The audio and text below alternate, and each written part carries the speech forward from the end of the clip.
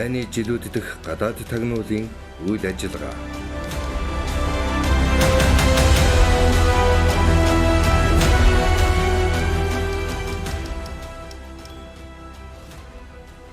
Тагнуулын байгууллагын 100 жилийн ойд зориулсан энэ удаагийн дугаартаа тагнуулын байгууллагаас дайны жилүүдэд Японы тагнуул дуршуулуудтай хэрхэн тэмцэж байсан үйл ажиллагааны талаар өгүүлж байна. 1940-од оноос тагнуулын байгууллагаас гадаадын тусгай албад ялангуяа Японы тагнуулын байгууллагын тагнуул хорлон сүйтгэх ажиллагаатай тэмцэх ажлыг хүчтэй болгоход онцгой анхаарч байлаа. Үүний тулд хөлийн болон гадаад тагнуулын байгууллагуудыг бэхжүүлэн гадны дайцгэнсэн ажиллагааны эсрэг явуулах тэмцлийг тодорхой зорилго чиглэл нэгдсэн бодлого төлөвлөгөөтэй зохион явуулсан нь үр дүнтэй арга хэмжээ болсон байна.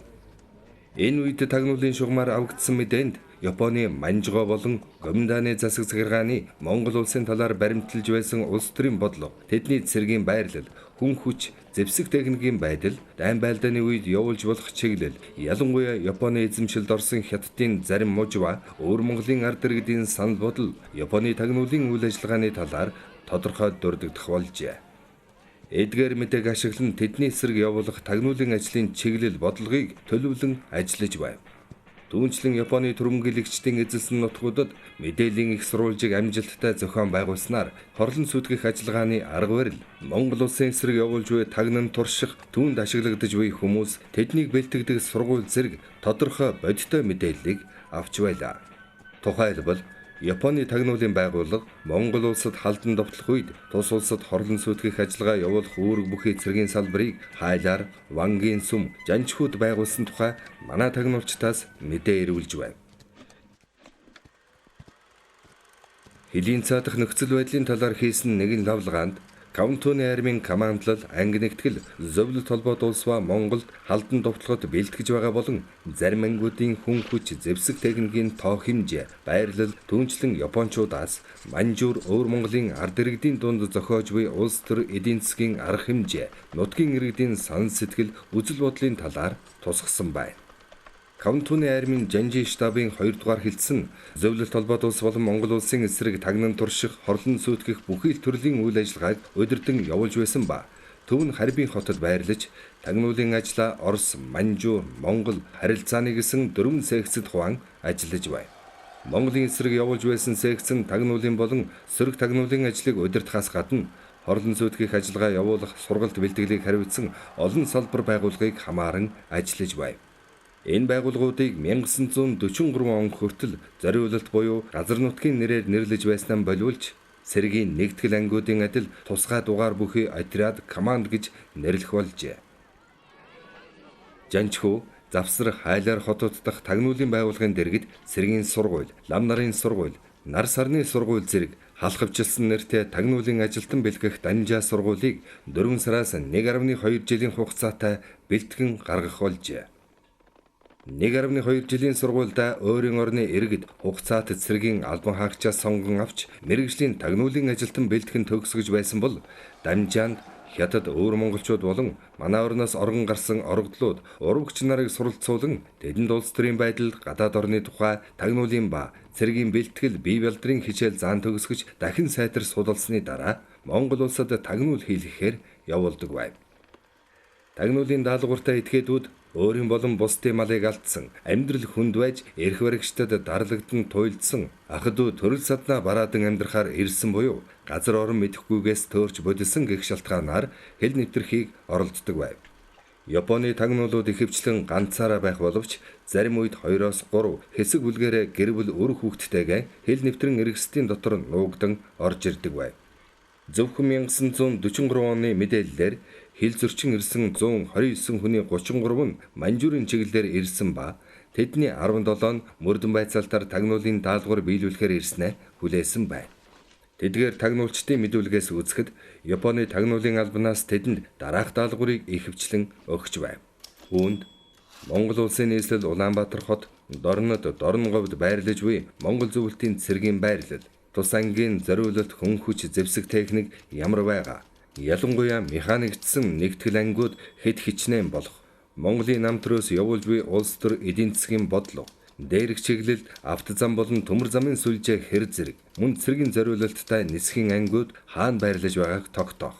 Хэрв дайн байлдаан болвол цэргийн ард тал төвлөрсөн газруудад хорлон сүйтгэх ажиллагаа явуулж болох нөхцөл бололцоог судлах зэрэг байв.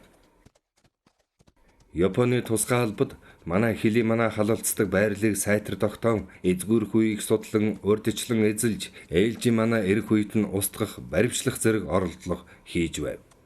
Японы нэгэн тагнуулын салбарын удирдагч Нунака 1942 оны 1-р сард Монголын хэлчдээс амьд хэл олзлох зорилготойгоор 10 гаруй этгээдийн хамт ирж хэл орчимд хяналт хийгээд хэлийн гүнд нэвтрэн орж манай хэлчидтэй тулгаран буудалцаж байгаад алагдсан байна. Нунака Японы удамд амьдсан мэрэгжлийн тагнуулч ба Бандит гэгэний хийддэх тагнуулын салбарын дараагаар 1935-аас 1942 онд ажиллаж байсан монгол хэлтэй Монголоос очсон иргэдийн дундаас тагнуулын даалгавартай очсон хүнийг олж илрүүлэх, шалгах, тэднийг ятхан Японы тусгай албанд ээлжүүлэн авч эргүүлэн үүрэг өгч явуулах, хуурамч мэдээ боловсруулан өгч төөрөлдүүлэх зэрэгээр мэргэшсэн тагнуулч байжээ. Монгол улсын дорнод хэлийн чиглэлд хандгайтад Япончуудын хэл хамгаалах нэрийн дор байгуулсан тагнуулын сургууль нь холбоо харилцааг ашиглаж тагнуулын мэдээ олох аргад сургаж байсан баримтууд байна. Тэр аргад суралцж мэргэжсэн Япон нэртэй тагнуулч бараг үндэстэн Тодооны Бонхроо нарын 13 хүн 1942 онд манай улсын хэлийг нэвтэрч хэлээс дотгош байгаа хэлийн заставаас зөвлөлт холбоодуулсан хэл хамгаалах постын хооронд тавьсан утсан холбооны шугамнаас салаалan утас татан авчрах даалгаврыг авч биелүүлсэн байна. Ингэхдээ шинийн цагаар халахын голыг заваар гаталж заставын утасны модонд хүрч тэндээс нарийн зэс утсаар холболтхийн газардуулаад түүнийхээ үзүүрээс кабелаар холбон татаж 1800 м газарт далдлан өнгөлж 900 м ил татан халах голын усаар тусгай кабель хэрэглэн дүүндээ хөндрүүлэгч зүүж голын гүнд оруулан усан доогуур нөгөө эрэгт гарган бэхэлж түүнээс хандгайт буюу өөрсдийн байрлаж байсан төв хүртэл утсан холбоо газраар татан хүргэжээ. Гэвч хяналтын утас тавьсныг манай тал даруй илрүүлэн уг утсыг таслан хяналт тавин Бонхроо нар утсаан засгаар эргэтэн баривчлагаар бэлдэн отолт хийсэн боловч шинийн харанхуйд харилцсан буудалцаж баривчилж чадалгүй алдсан байна. Харин хожим 1944 оны 6 дугаар сард манай хэлчид Элст манхан дотроос хүний толгой цухсхийхийг ажиглан тэр элсэн толгодыг бүслэн гиндүүлэн дайран орсноор Бонхроо нарын 5 хүнийг баривчилсан байна. Тэдний байсан газарт Маузербуу, Винтов, ганц нүдний дуран, луужин бүхий цаг, худаг, лаазалсан мах, арх, хар тамхи болон 14 хоног ажиглалт хийсэн тэмдэглэлийн дэвтэр зэрэг материал олджээ. Бонхроо нарын мэдүүлгээс үзэхэд тэд нэг бас удаа манай хэлийг нэвтрэн ирж утас чагнан хэл орчмын цэргийн хөдөлгөөн, хэл хамгаалалтын байдлыг наривчлан судалж тагнуулын мэдээ цуглуулдаг байсан нь тогтоогдчихэ. Бонхроо нар 20 хоногийн хугацаатай Монголын хэлд нэвтрэн орж харьяалах, нутагдах хүн ам, худаг ус, цэрэг зэвсэг, газар орны байдлын схемийг зурах, фото зураг авах, хэл орчмын цэргийн бэхлэлд машин техникийн байдлыг судлах үүрэгтэй ирж байжээ. Японы тагнуулын байгууллага хэсэг бүлгээр буюу өрх айлуудаар хэл зөрчин ирүүлж байгаа хүмүүсийн дунд тагнуул туршуулан шургуулахдаа 2 янзын тагнуулч ирүүлдэг байжээ. Энэ нь тэдний хэллэгээр үхтэл буюу тагнуулчдаа ар сархан тагнуулын даалгавар өгч явуулах ба хамт яваад зарим хүмүүс тэрнийг тусгай албаны даалгавартай хүн гэдгийг мэдэх учраас ялбархан мөрдөн байцаалтын явцад илэрдэг нэг ёсны золиосны этгээд байсан бол тэдгээрээс гадна сайтар бэлтгэгдсэн тагнуулч нь нутгийн гүнд нэвтрэн суурших зорилго бүхий жинхэнэ тагнуулчийг явуулдаг байсан нь хожим илэрч байв.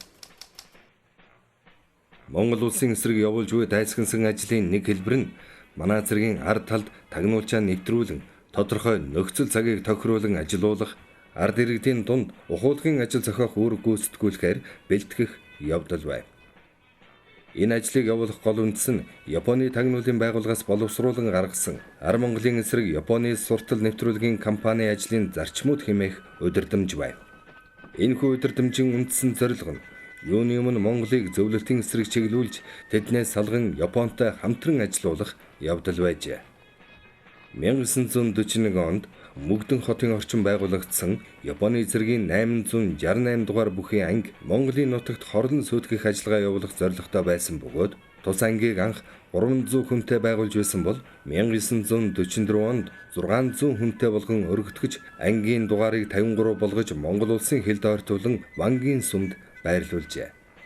Дайны үед тус анги нь Монгол улсын нутагт нэвтрэн өөрийн цэргийн давших хөдөлгөөний замыг нээж өгөх, улмаар нутгийн гүнд орж Монгол цэргийн ард тал, холбоо харилцаа, зам тээврийн болон бэлтгэл нөөц газруудад хорлон сүйтгэх ажил явуулах зорилготойгоор бэлтгэл сургуулилтан хийж байв.